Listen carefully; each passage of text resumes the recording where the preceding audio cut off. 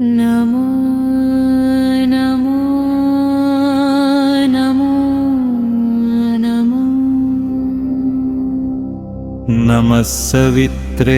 जगदेकचक्षुषे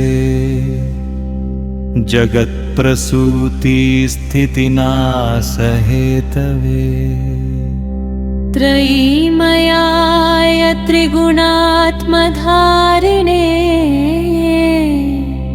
विरिञ्चि नारायण शङ्करात्मने ततो युद्धपरिश्रान्तं समरे चिन्तया स्थितम् रावणं चाग्रतो दृष्ट्वा युद्धाय समुपस्थितम् दैवतैश्च समागम्य द्रष्टुमभ्यागतो ननम् उपागम्याब्रवीद्रामम् अगस्त्यो भगवान् ऋषिः राम राम महाबाहो शृणु गुह्यं सनातनम् येन सर्वा नरीन् वत्स समरे विजयिष्यसि आदित्यहृदयं पुण्यं सर्वशत्रुविनाशनम् जयावहं जपे नित्यम् अक्षय्यं परमं शिवम् सर्वमङ्गलमाङ्गल्यं सर्वपापप्रणाशनम् चिन्ताशोकप्रशमनम् आयुर्वर्धनमुत्तमम् रश्मिमन्तं समुद्यन्तं देवासुरनमस्कृतम् पूजयस्व विवस्वन्तं भास्करं भुवनेश्वरम् सर्वदेवात्मको ह्येष तेजस्वी रश्मिभावना एष देवासुरगणान् लोकान् पाति गभस्तिभिः एष ब्रह्मा च विष्णुश्च शिवस्कन्दव प्रजापतिः महेन्द्रो धनदत्कालो यमः सोमो ह्यपाम्पतिः पितरो वसवः साध्याह्यश्विनौ मरुतो मनुः वायुर्वहन्नि प्रजाप्राणः दुवत्त प्रभाकरः आहत्य सविता सूर्यः खगः पूषा गभस्तिमान् सुवर्णसदृशो भानुः हिरण्यरेता दिवाकरः हरिदश्वः सहस्रार्चिः सप्त सप्तिर्मरीचिमान् तिमिरोन्मथनशम्भुः त्वष्टमार्ताण्डकोऽम्बिषुमान् हिरण्यगर्भः शिशिरः तपनो भास्करो रविः अग्निगर्भोर्दिते पुत्रशङ्खः शिशिरनाशनः व्योमनाथस्तमो भेदी रुक्यजुःसामपारगः घनववृष्टिरपां मित्रः विन्ध्यवीथिप्लवङ्गमः आतपी मण्डली मृत्युः पिङ्गलः सर्वतापनः कविर्विश्वो महातेज रक्तः सर्वभवोद्भव नक्षत्रग्रहताराणामधिपो विश्वभावनः तेजसामपि तेजस्वी द्वादशात्मन्नममोऽस्तु ते नमः पूर्वाय गिरये पश्चिमाय त्रये नमः ज्योतिर्गणानां पतये दिनाधिपतये नमः जयाय जयभद्राय हर्यशार्य नमो नमः नमो नमः सहस्रांशो आदित्याय नमो नमः नम उग्राय वीराय सारङ्गाय नमो नमः नमः पद्मप्रबोधाय मार्ताण्डाय नमो नमः ब्रह्मेशानाच्युतेशाय सूर्याय आदित्यवर्चसे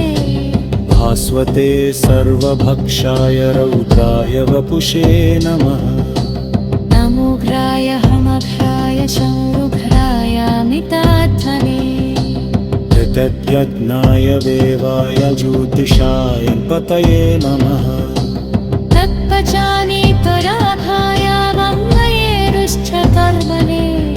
नमस्तमोऽतिदिग्नाय वयेनोत साक्षिणे नाशिरत्येष वैपोतं कदेम सुजते त्वपुः आयत्ते शतपत्तेशवर्षत्तेशवभस्तिनि येष सुत्तेषु जो दत्ति भूतेषु वरमश्कुता नेतश्च क्रतवश्चैव क्रतूनां धनमेव च यानि कट्यानि रूपेश सवैलशरविवेकतो कौतुलश्रुति यिरिरमाकत्सु पुच्छेषु कार्पूर्येषु खरेषु च कीर्तयं पुरुषं नश्चिन्नामसीवितेराधर पूजयस्वैनरेकातः देवदर्नं भतस्पति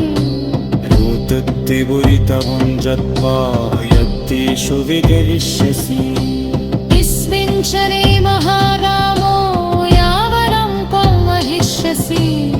एवमुत्पातनागस्त्यो ददभजेतरतम् धारयामास सुप्रीतः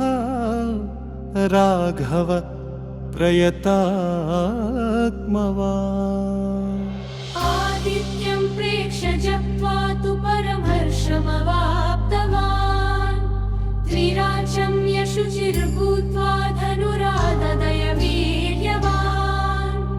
आदित्यं प्रेक्ष्य जप्त्वा तु परमहर्षमुवाप्तवान् त्रिराजं यशुचिर्भूत्वा धनुरादय वीर्यवान्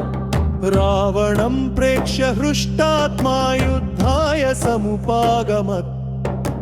सर्वयत्नेन महता वधे तस्य घृतोऽभवत् आदित्यं प्रेक्ष्य जप्त्वा तु परमहर्षमवाप्तवान् त्रिराजं यशुचिर्भूत्वा धनुरादाय वीर्यवान् अधरविरवदन्निरीक्ष्य रामं मुदितमनः परमं प्रहृष्यमाणः निशिचरपतिसंक्षयं विदित्वा सुरगणमध्यगतो वचस्त्वरेति आदित्यं प्रेक्ष्य जप्त्वा तु परमहर्षमवाप्तवान् त्रिराजं यशुचिर्भूत्वा धनुरादाय वीर्यवान्